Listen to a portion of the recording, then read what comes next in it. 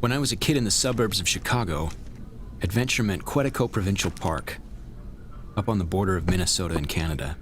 The name implies the place was small, but Quetico is a 1,000,000-acre nature preserve, so big you could go days and days without seeing another soul.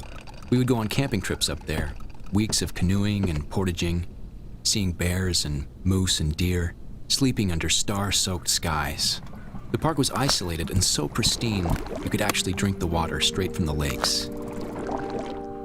But I won't be going back to Quetico anytime soon. Not after what happened to a girl named Frances Brandywine.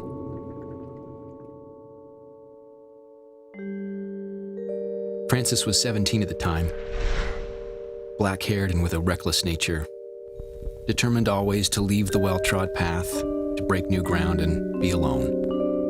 A few years ago, Frances was up in Quetico with her family. They were in a remote part of the park, camped on the shore of one of the deeper lakes, a lonely body of water carved millions of years ago by a passing glacier.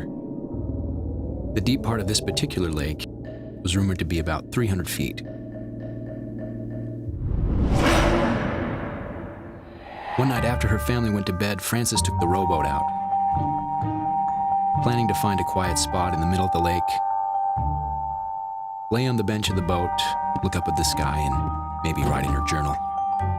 So she left the shore, rowed for about 20 minutes, and when she felt satisfied that she was over the lake's deepest spot, she lay down on the bench and looked up at the night sky.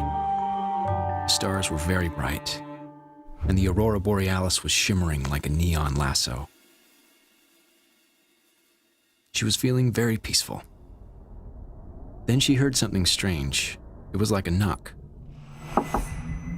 She sat up, guessing that the boat had drifted to shore and run aground, but she looked around the boat and she was still a half a mile from shore.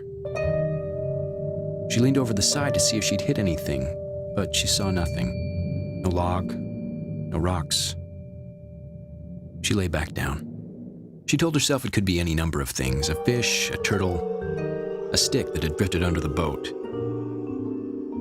She relaxed again and soon fell into a contented reverie. She had just closed her eyes when she heard another knock. This time it was louder, a crisp, like the sound of someone knocking hard on a wooden door. Except this knocking was coming from the bottom of the boat. Now she was scared. She leaned over the side again. It had to be an animal. But what kind of animal would knock like that? 3 quick, loud knocks in rapid succession? Her mouth went dry. She held on to each side of the boat, and now she could only wait to see if it happened again. The silence stretched out.